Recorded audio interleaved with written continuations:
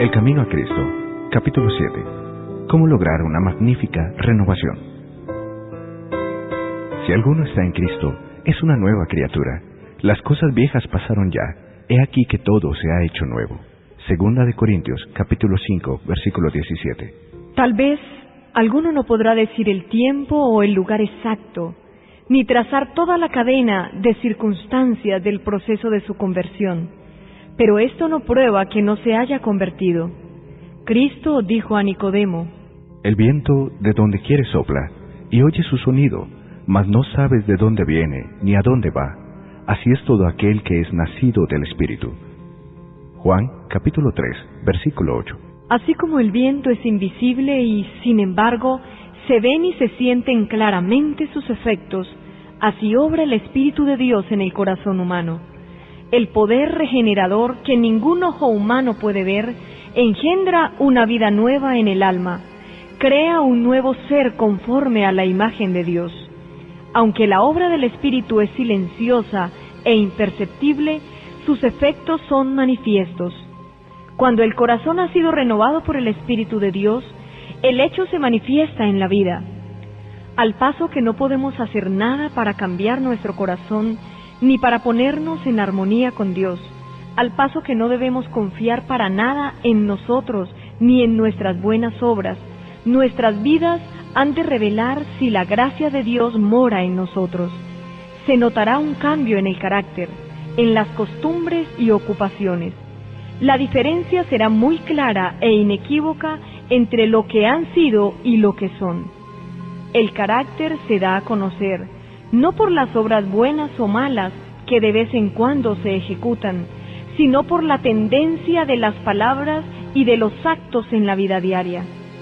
Es cierto que puede haber una corrección del comportamiento externo sin el poder regenerador de Cristo. El amor a la influencia y el deseo de la estimación de otros pueden producir una vida muy ordenada. El respeto propio puede impulsarnos a evitar la apariencia del mal. Un corazón egoísta puede ejecutar obras generosas. ¿De qué medio nos valdremos entonces para saber a qué clase pertenecemos? ¿Quién posee nuestro corazón? ¿Con quién están nuestros pensamientos? ¿De quién nos gusta hablar? ¿Para quién son nuestros más ardientes afectos y nuestras mejores energías? Si somos de Cristo, nuestros pensamientos están con Él y nuestros más gratos pensamientos son para Él. Todo lo que tenemos y somos lo hemos consagrado a Él. Deseamos vehementemente ser semejantes a Él, tener su espíritu, hacer su voluntad y agradarle en todo. Los que son hechos nuevas criaturas en Cristo Jesús manifiestan los frutos del Espíritu: Amor, gozo, paz, paciencia, benignidad, bondad, fidelidad, mansedumbre, dominio propio. Gálatas capítulo 5, versículo 22 y 23. Ya no se conforman por más tiempo con las concupiscencias anteriores, sino que por la fe del Hijo de Dios siguen sus pisadas, reflejan su carácter y se purifican a sí mismos así como Él es puro. Aman ahora las cosas que en un tiempo aborrecían y aborrecen las cosas que en otro tiempo amaban. El que era orgulloso y dominante ahora es manso y humilde de corazón. El que antes era vano y altanero ahora es serio y discreto. El que antes era borracho ahora es sobrio, y el que era libertino, puro. Han dejado las costumbres y modas vanas del mundo. Los cristianos no buscan el adorno externo, sino el del interior de la persona, en el incorruptible ornato de un espíritu manso y apacible, que es de gran valor delante de Dios. Primera de Pedro, capítulo 3, versículos 3 y 4. No hay evidencia de arrepentimiento verdadero cuando no se produce una reforma en la vida. Si restituye la prenda, devuelve lo que hubiere robado, confiesa sus pecados y ama a Dios y a su prójimo. El pecador puede estar seguro de que pasó de muerte a vida. Cuando venimos a Cristo como seres errados y pecaminosos y nos hacemos participantes de su gracia perdonadora, nace en nuestro corazón el amor a Él. Toda carga resulta ligera, porque el yugo de Cristo es suave. Nuestros deberes se hacen deliciosos y los sacrificios un gozo. El sendero que en el pasado nos parecía cubierto de tinieblas, ahora brilla con los rayos del sol de justicia. La belleza del carácter de Cristo se verá en los que le siguen. Era su delicia hacer la voluntad de Dios. El poder predominante en la vida de nuestro Salvador era el amor a Dios y el celo por su gloria. El amor embellecía y ennoblecía todas sus acciones. El amor es de Dios. No puede producirlo u originarlo el corazón inconverso. Se encuentra solamente en el corazón donde Cristo reina. Nosotros le amamos a Él, porque Él nos amó primero. Primera de Juan, capítulo 4, versículo 19. En el corazón regenerado por la gracia divina, el amor es el móvil de las acciones. Modifica el carácter, gobierna los impulsos, restringe las pasiones, domina la enemistad y ennoblece los afectos. Este amor, alimentado en el alma, endulza la vida y derrama una influencia purificadora en todo su derredor. Hay dos errores contra los cuales los hijos de Dios, particularmente los que apenas han comenzado a confiar en su gracia, deben especialmente guardarse.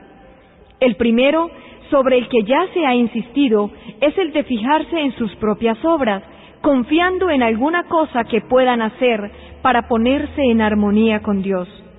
El que está procurando llegar a ser santo mediante sus propios esfuerzos por guardar la ley, está procurando una imposibilidad.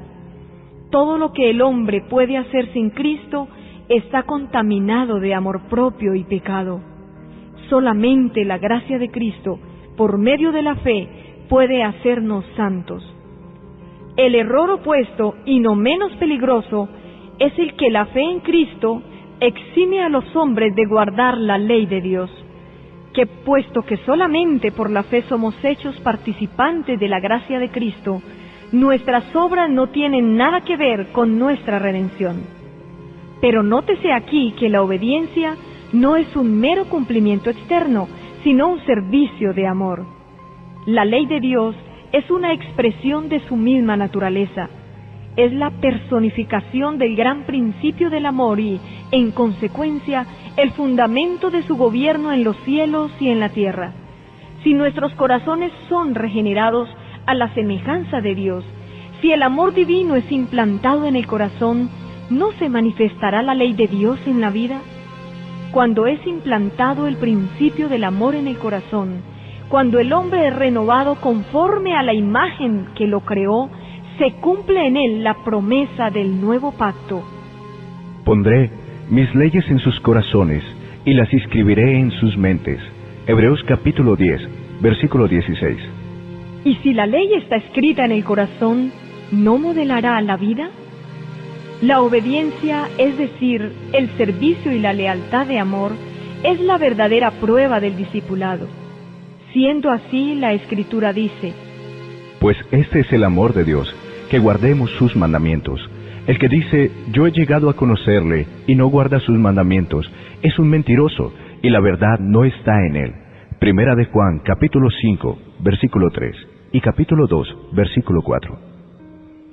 En vez de que la fe exima al hombre de la obediencia, es la fe, y sólo ella, la que lo hace participante de la gracia de Cristo y lo capacita para obedecerlo. No ganamos la salvación con nuestra obediencia, porque la salvación es el don gratuito de Dios que se recibe por la fe, pero la obediencia es el fruto de la fe. Y sabéis que Él se manifestó para quitar nuestros pecados, y no hay pecado en Él. Todo aquel que permanece en Él no continúa pecando. Todo aquel que continúa pecando no le ha visto ni le ha conocido. Primera de Juan, capítulo 3, versículos 5 y 6. He aquí la verdadera prueba. Si moramos en Cristo, si el amor de Dios mora en nosotros, nuestros sentimientos, nuestros pensamientos, nuestras acciones tienen que estar en armonía con la voluntad de Dios, como se expresa en los preceptos de su santa ley. Hijitos, nadie os engañe. El que practica la justicia es justo, como Él es justo. Primera de Juan, capítulo 3, versículo 7. Sabemos lo que es justicia por el modelo de la santa ley de Dios, como se expresa en los 10 mandamientos dados en el Sinaí. Esa así llamada fe en Cristo, que según declara exime a los hombres de la obligación de la obediencia a Dios, no es fe, sino presunción. Porque por gracia habéis sido salvados por medio de la fe. Mas la fe, si no tienes obras, es muerta en sí misma. Efesios capítulo 2, versículo 8, y Santiago capítulo 2, versículo 17. Jesús dijo de sí mismo antes de venir al mundo: El hacer tu voluntad, Dios mío, me ha agradado, y tu ley está en medio de mi corazón. Salmos 40, versículo 8. Y cuando estaba por ascender a los cielos, dijo otra vez: Yo he guardado los mandamientos de mi Padre, y permanezco en su amor. Juan capítulo 15, versículo 10. La Escritura dice: Y en esto sabemos que hemos llegado a conocerle, si guardamos sus mandamientos. El que dice que permanece en él, debe andar como él anduvo. Primera de Juan, capítulo 2, versículo 3 y 6.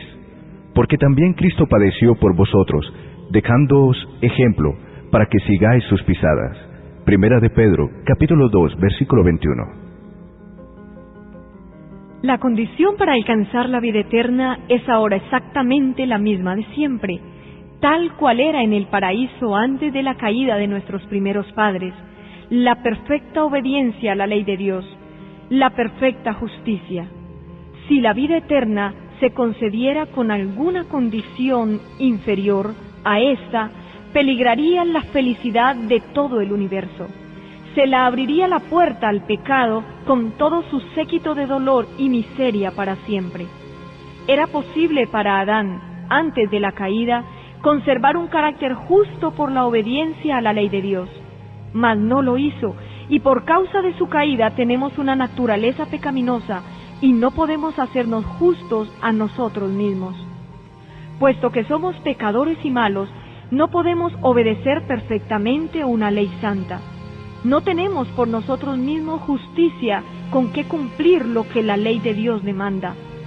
Mas Cristo nos ha preparado una vía de escape. Vivió sobre la tierra en medio de pruebas y tentaciones, tales como las que nosotros tenemos que arrostrar. Sin embargo, su vida fue impecable. Murió por nosotros y ahora ofrece quitarnos nuestros pecados y vestirnos de su justicia. Si os entregáis a Él y lo aceptáis como vuestro Salvador, por pecaminosa que haya sido vuestra vida, seréis contados entre los justos por consideración a Él. El carácter de Cristo toma el lugar del vuestro, y vosotros sois aceptados por Dios como si no hubierais pecado. Más aún, Cristo cambia el corazón. Habita en vuestro corazón por la fe. Debéis mantener esta comunión con Cristo por la fe y la sumisión continua de vuestra voluntad a Él. Mientras hagáis esto, Él obrará en vosotros para que queráis y hagáis conforme a su voluntad. Así podréis decir: Con Cristo estoy juntamente crucificado, y ya no vivo yo, sino que Cristo vive en mí. Y lo que ahora vivo en la carne, lo vivo en la fe del Hijo de Dios, el cual me amó y se entregó a sí mismo por mí. Gálatas, capítulo 2, versículo 20. Así dijo Jesús a sus discípulos: Porque no sois vosotros los que habláis, sino el Espíritu de vuestro Padre, el que habla en vosotros. Mateo capítulo 10, versículo 20. De modo que si Cristo obra en vosotros, manifestaréis el mismo Espíritu y haréis las mismas obras, obras de justicia y obediencia. Así pues, no hay nada en nosotros mismos de que jactarnos, no tenemos motivo para ensalzarnos. El único fundamento de nuestra esperanza es la justicia de Cristo imputada a nosotros y la que produce su Espíritu obrando en nosotros y por nosotros. Cuando hablamos de la fe, debemos tener siempre presente una distinción. Hay una clase de creencia enteramente distinta de la fe: la existencia y el poder de Dios, la verdad de su palabra, son hechos que aún Satanás y sus huestes no pueden negar de corazón. La Biblia dice: también los demonios lo creen y tiemblan. Santiago capítulo 2, versículo 19. Pero esta no es fe, donde no solo hay una creencia en la palabra de Dios, sino una sumisión de la voluntad a Él, donde se le da a Él el corazón y los afectos se fijan en Él. Allí hay fe, fe que obra por el amor y purifica el alma. Mediante esta fe, el corazón se renueva conforme a la imagen de Dios, y el corazón que en su estado carnal no se sujetaba a la ley de Dios, ni tampoco podía, se deleita después en sus santos preceptos, diciendo con el salmista: oh, cuánto amo yo tu ley, todo el día es ella mi meditación. Salmos capítulo 119, versículos 97. Y la justicia de la ley se cumple en nosotros, los que no andamos conforme a la carne, mas conforme al Espíritu. Romanos capítulo 8, versículo 1. Hay quienes han conocido el amor perdonador de Cristo y desean realmente ser hijos de Dios. Sin embargo, reconocen que su carácter es imperfecto y su vida defectuosa, y están propensos a dudar de que sus corazones hayan sido regenerados por el Espíritu Santo. A los tales, quiero decirles que no se abandonen a la desesperación. Tenemos a menudo que postrarnos y llorar a los pies de Jesús por causa de nuestras culpas y errores, pero no debemos desanimarnos. Aun si somos vencidos por el enemigo, no somos arrojados, ni abandonados, ni rechazados por Dios. No, Cristo está a la diestra de Dios e intercede por nosotros.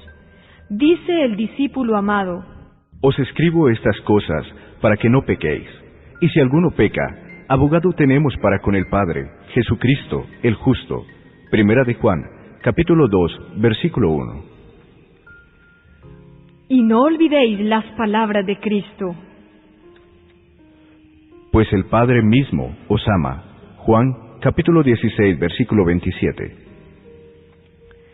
Él quiere que os reconciliéis con Él. Quiere ver su pureza y santidad reflejadas en vosotros. Y si tan solo queréis entregaros a Él, el que comenzó en vosotros la buena obra, la perfeccionará hasta el día de Jesucristo. Orad con más fervor, creed más plenamente. A medida que desconfiemos de nuestra propia fuerza, confiaremos en el poder de nuestro Redentor, y luego alabaremos a aquel que es la salud de nuestro rostro. Cuanto más cerca estéis de Jesús, más imperfectos os reconoceréis, porque veréis más claramente vuestros defectos a la luz del contraste de su perfecta naturaleza. Esta es una evidencia de que los engaños de Satanás han perdido su poder y de que el Espíritu de Dios os está despertando. No puede existir amor profundo por Jesús en el corazón que no comprende su propia perversidad. El alma que se haya transformada por la gracia de Cristo admitirá su divino carácter, pero el no ver nuestra propia deformidad moral es una prueba inequívoca de que no hemos llegado a ver la belleza y excelencia de Cristo.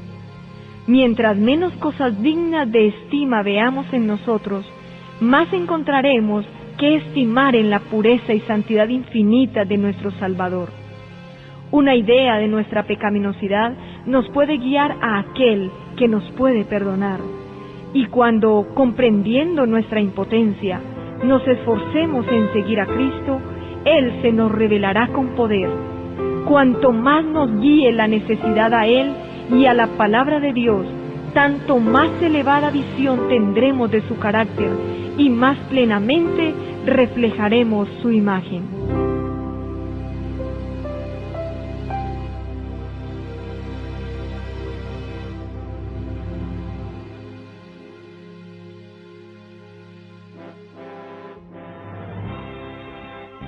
Agradecemos a Zulay Herrera, a Ricardo Merchán, a Daniel Ospina y a Juan Carlos Rincón por esta versión del Camino a Cristo en audio digital.